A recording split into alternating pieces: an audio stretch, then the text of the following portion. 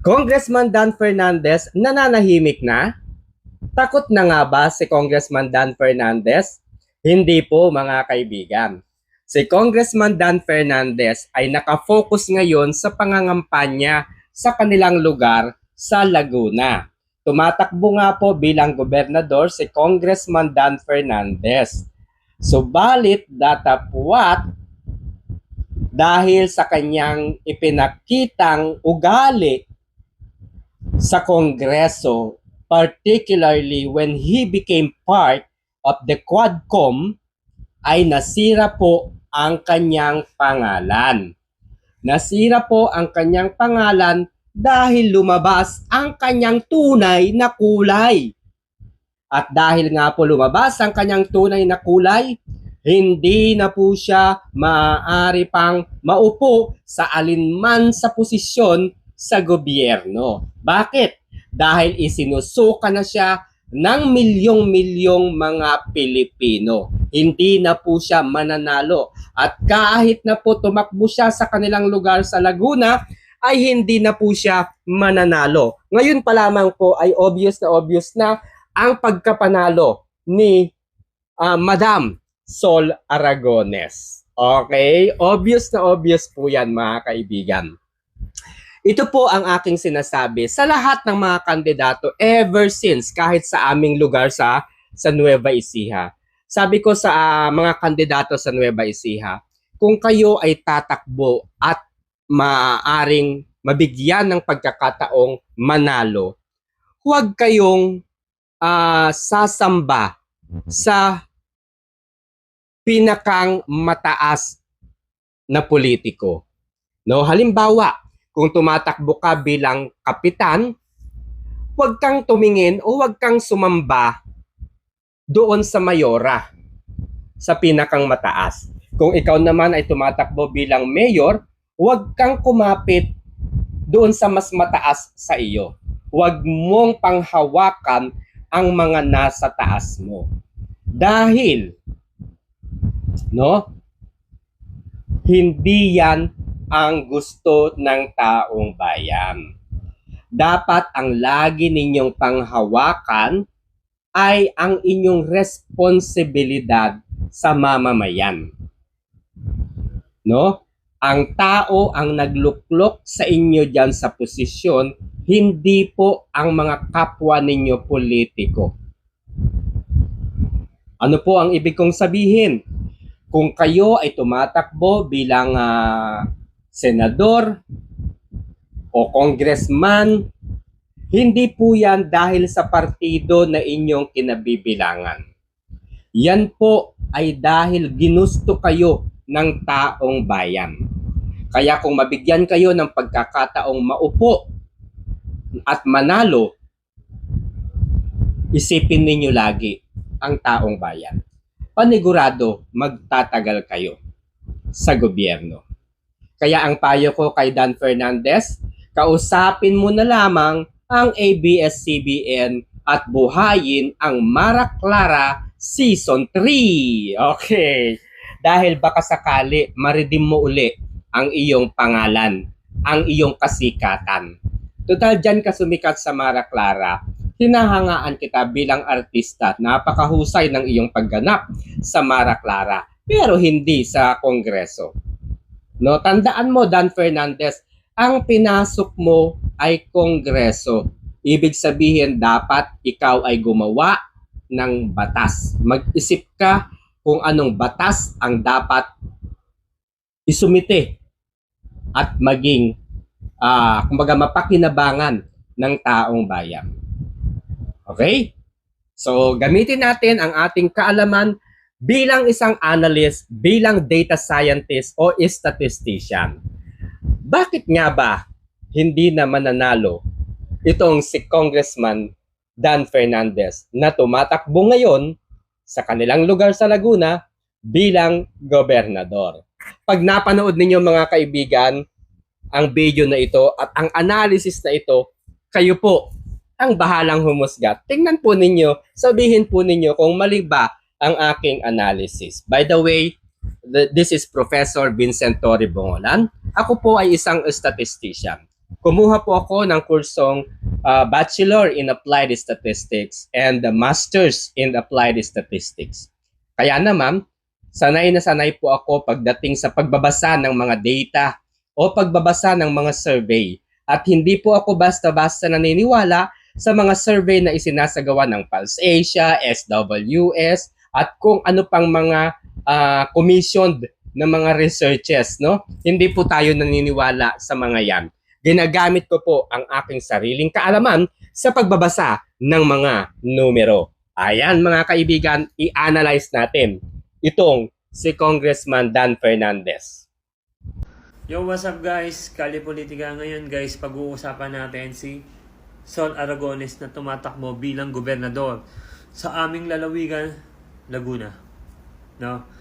Sa tingin ko guys, si Sol Aragones, wala nang paligoy-ligoy pa, mananalo bilang gobernador ng Laguna. Bakit? Bakit sa tingin ko? Unang-una, tatlo sa mga kalaban niya is Romualdez, Marcos Alliance. Doon pa lang guys, panalo na si Aragones. Alam niyo ba? Kasi maghahati yung tatlo sa boto ng BBM Romualdez Alliance.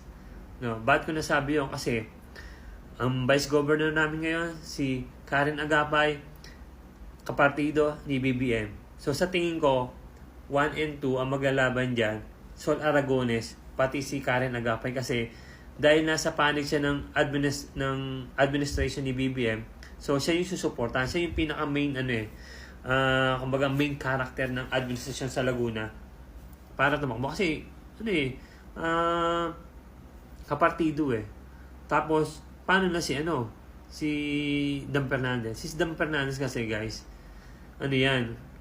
kaalyado ni Romualdez. Naalala niyo yung Quadcom, doon sa pagiging chairman ni Dan Fernandez sa Quadcom, medyo nasira na siya sa malaking botante ng Laguna.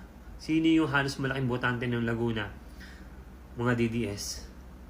Sabi ko nga sa last vlog ko, 800,000 plus ang bumoto kay BP Sara sa Laguna. Pagpalagay natin, pagpalagay natin unit team yun. So, pagpalagay 50-50, para walang lamangan, 50-50, DDS, loyalista. So, kung 800,000 yun, meron pang 400,000, which is 1/4 siya ng registered voters ng Laguna. Alam ko, 1.2 million ang voters ng Laguna. So, doon pa lang, ang laki na ng mawawala ng boto kay Dan Fernandez. Diba? So, medyo mahirap yan. Pangatlo, si Ruth Hernandez. Siya ay asawa ni Ramil Hernandez na kasalukuyang gobernador namin. Tapos, isa pa, ito pa nangyari, Kaya, parang sa tingin ko, hindi ito iboboto ng mga DDS, si Ruth Hernandez. Kasi, isa siya sa pumirma, para ma-impeach si BP Sara, si Ruth Hernandez. Siya ay kapartido ni Romualdez, lakas CMD. Diba? So, tatlo. So, posible ito. Alam niyo naman, si Sol Aragones, ng time ni BBM, Leni Robredo, sinuportahan niya si Leni Robredo kasi nga, itinaas ni Ramil Hernandez ang kamay ni Bongbong Marcos. Pero sa tingin ko, guys, eto, si Sol Aragones, pati si Ramil Hernandez, dating PDP laban niya sa panahon ni Pangulong Duterte. Kaso nga lang, dahil tumakbo si Ramil Hernandez under PDP laban bilang gobernador, si Sol Aragones gusto ring maging gobernador. So, umalis na lang siya. Nag-independent na lang siya. Tapos ngayon, hindi siya liberal guys. Hindi siya may sarili siyang partido. Ang partido niya guys, ito. Akay ni Sol, party list. Nagtayo siya ng sariling partido. Hindi siya sumama sa BBM slate. Hindi siya sumama sa Pinklawan. Nagtayo siya. After ng PDP laban, independent. Nagtayo siya ng sariling party list. Tapos ngayon, guys, wise vote para sa mga DDS, si Sol Aragones. Kasi alam niyo naman, BBM slate, kapanalig ni BBM, ayaw ng mga DDS yan eh. Ayaw nila. So, ang wise choice ng mga DDS kay Sol Aragones talaga. Ito pa, but posible pa manalo si Sol Aragones kasi kakamping, gusto si Sol Aragones. DDS plus kakamping, medyo malaki ng boto ni Sol Aragones dyan. Plus, isa-certified pa ng INC. Kung susuportahan siya ng INC, silyado na pagkapanalo ni Sol Aragones, no? So ang sa tingin ko rito maglalaban talaga si Karen Agapay kasi nasa partido ni BBM eh. No? Dati kala ko si Ruth Hernandez. So, may organic na supporters ang mga Hernandez. Gawa ng naging 3 terms si Ramil Hernandez eh. Pero ngayon, time na to guys, pabor talaga kay Sol Aragones ang eleksyon sa Laguna.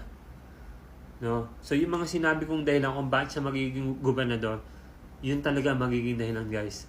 So, hindi dahil sa DDS, kasi yung una kong vlog is DDS posible. Madadala siya ng DDS, madadala rin siya ng kakamping, isa-certify ng INC. Pag siya sinertify ng INC, panalo na Sol Aragones. No? So, hindi ko pa alam kung sino susuporta ng INC, pero malaking boto talaga. Ang hula ko rito, Sol Aragones, magla-landslide to eh. Kasi yung tatlo nga na mga kalaban niya, naghahati yan sa mga supporters ng mga loyalista. Lakas si MD, Ruth Hernandez. Tapos si Mr. Google, Dan Fernandez is naman yan.